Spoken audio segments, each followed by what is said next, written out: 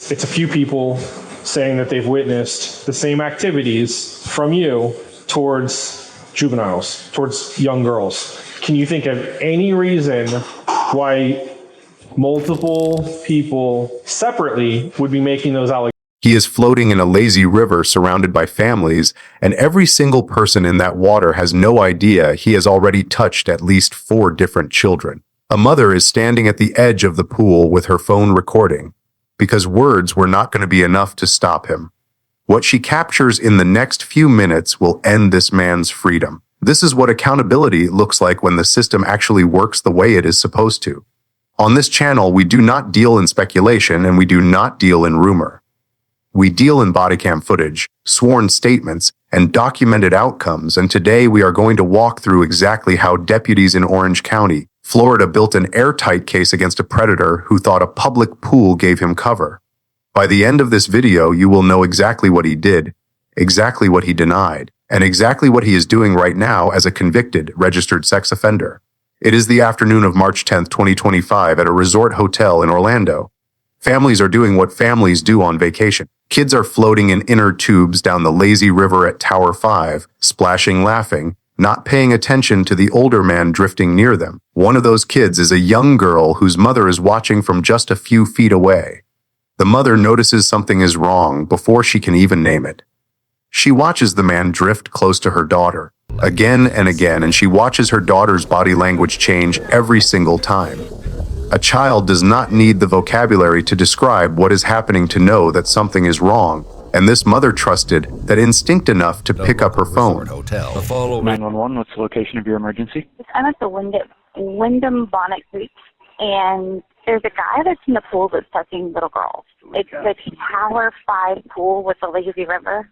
He just did it again with a little girl, and she turned around. She clearly saw it and felt it.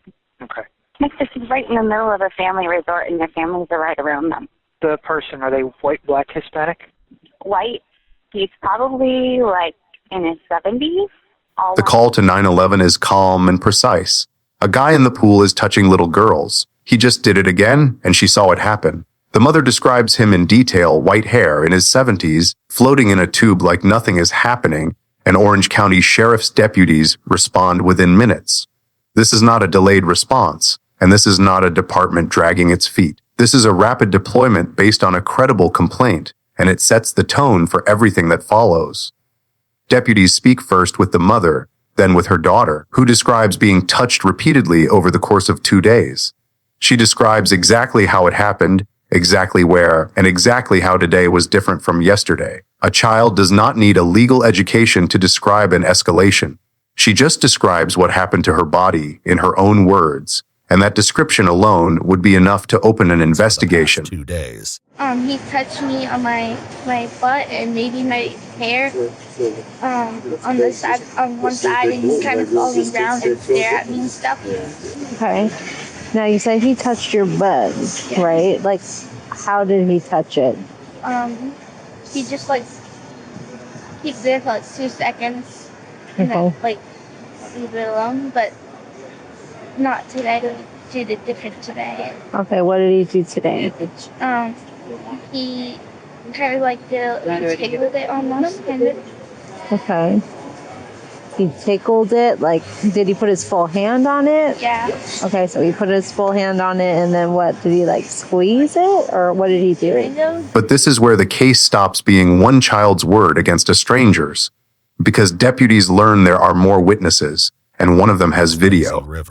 So they're making allegations that a gentleman who's in the hot tub right now is touching, I'm not sure what they're going to want to do. She said it happened yesterday and today.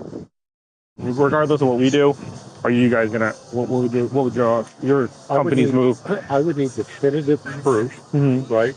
On a reasonable doubt. The man is identified as 72-year-old William Chhatel, a guest visiting from Rhode Island with his wife. Deputies approach him as he exits the hot tub and immediately advise him of his rights before a single accusatory question is asked, which matters, because everything he says next is admissible, and everything he says next will be measured against footage he does not yet know exists. Hey, how you doing, sir? My name is Deputy Canada, working for the Orange County Sheriff's Office. So we have some concerns. that I'd like to talk to you about. Would you mind coming just around the corner here so we can get out of the sunlight? Chhatel's answers are careful in a specific way. Not confused, not panicked. Careful. Asked if he made contact with anyone in the pool, he says only that people bumped into him. Asked if he went out of his way to touch anyone, he says he was minding his own business. These are not the words of a man struggling to recall a chaotic pool day. These are the words of a man selecting language designed to survive scrutiny, and deputies notice it immediately.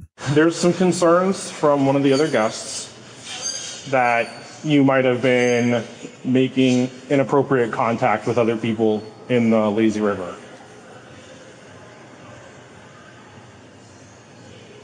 Were you at any point maybe accidentally swimming too close to somebody? Were you, did you run into anybody that that you can remember? Only people that bumped into you. Okay. Did you go out of your way to make contact with anybody? Do you recall running into anybody? Were you playing with anybody, horseplay or anything? Were you minding your own business, kind of staying to yourself? Then the video arrives. The mother who called 911 was not just watching. She was filming, and her footage shows Chhatel repeatedly positioning himself near children in the same corner of the pool, pushing toward them, touching them, and in her footage you can see one girl turn around and give him a look before he does it again. This is the moment the case shifts from allegation to documentation. She had a video of him touching another girl, but not her daughter. Who's the other girl and what was she? Another kid. What did the video show? The mother who called the sheriff's department here today actually took several videos of Bill in the lazy river approaching girls.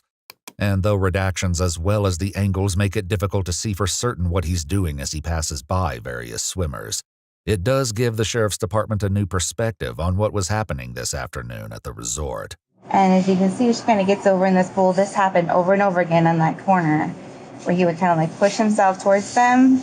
And then A deputy reviewing the footage alongside a colleague identifies the specific statute this conduct falls under: lewd and lascivious molestation, intentionally touching a minor in a lewd way, and notes that the deliberate, sustained nature of the contact removes any argument of accidental brushing in a crowded pool.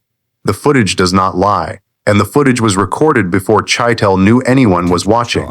So she said that yesterday, kind of like the same thing. He like went out of his way to like go near her and then put his hand on the right side of her. And then today she said that it was different. Instead of like just leaving it there and taking it away, he left it there, like tickled it and like gave it a squeeze. Oh, well that changes everything.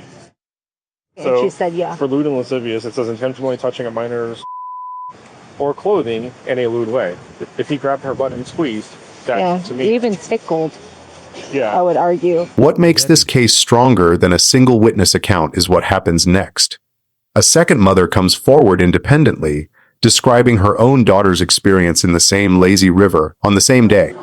In time, investigators will speak to the mother of another girl who made a strikingly similar allegation. She asked me if I knew what a was.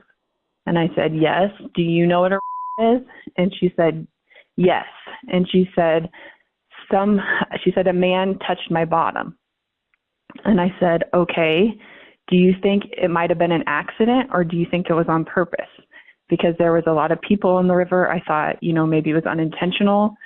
And she says, I think it was on purpose, but maybe it was an accident. You blindsided me when you came up to me.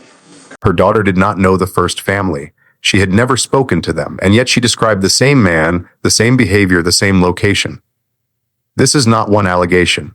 This is a pattern confirmed by strangers who had no reason to coordinate a story, and it is the single most damning piece of context in the entire case, because predators rely on isolated incidents looking like misunderstandings. I was just in the lazy river with the gentleman. I just thought it was his granddaughter that he was floating around with, but it obviously was not. So he was going around the pool and was picking up the girls, throwing them in the water, grabbing them around the waist or around the shoulders. And then later to find out, probably 2 or 3 hours later, that he was detained and was being investigated. Multiple independent accounts eliminate that defense entirely.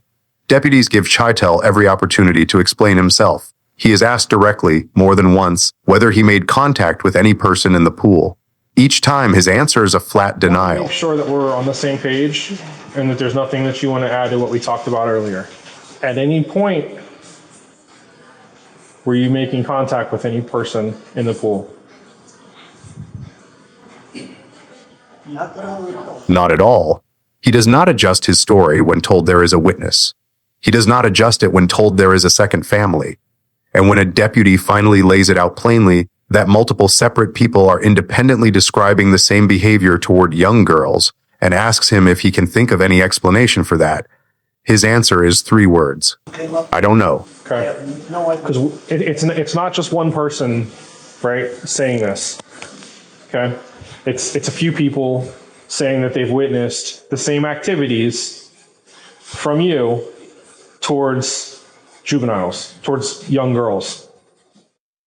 Can you think of any reason why multiple people separately, I'll let you know that separately, would be making those allegations or saying those kinds of things? I don't know. There is no indignation. There is no outrage a truly innocent man would show. There is only a blank, practiced non-answer, and that silence tells you everything the footage had already shown. Chhatel is placed under arrest at the resort and later pleads no contest to 1 count of lewd and lascivious molestation. Premature end. All right, go ahead and stand up for me. I need you to face this wall right here. I'm gonna have you place your hands behind your back. You are being placed under arrest. What? Why? I have a hurt shoulder. Sure. Go ahead Why and am I being arrested? he's gonna explain to you, sir. Okay. Just bear with him. Since you have a hurt shoulder, I'm gonna put 2 pairs of handcuffs on you so that it's. Why am I being... He's gonna explain. He is sentenced to 364 days in the Orange County Jail, with credit for 156 days already served. He is ordered into 10 years of sex offender probation, must register as a sex offender, and that registration and supervision transfers with him back to Rhode Island. He does not get to leave this behind at the state line.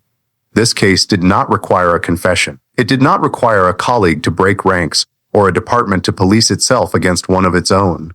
It required deputies who took a mother's phone call seriously, who gathered corroborating footage instead of settling for one person's word, and who let the evidence, not the suspect's denials, decide the outcome.